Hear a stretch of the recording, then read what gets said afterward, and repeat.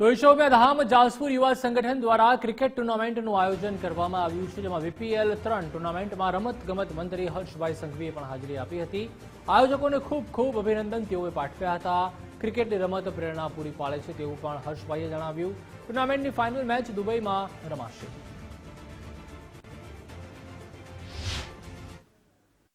વિશ્વ પ્રીમિયર લીગનું એક ઐતિહાસિક આયોજન કરવામાં આવ્યું।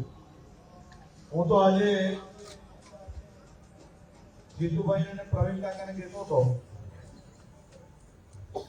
કે હું માત્ર તમને સૌને અભિનંદન આપવા આવ્યો છું, રાજ્યના ગૃહમંત્રી તરીકે નહીં પણ રમતગમત મંત્રી તરીકે।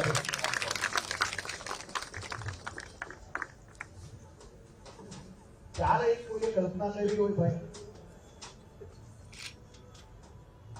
કે ક્રિકેટની એક ટુર્નામેન્ટનું આયોજન થાય, 5 ઝોનની અંદર આ રમાડવાનું નક્કી થાય અને 320 ટીમો ભાગ લે અને જ્યાં જઈએ ત્યાં ટુર્નામેન્ટ રમ્યા થાય। આનાથી તો વધારે સફળતા શું હોય છે?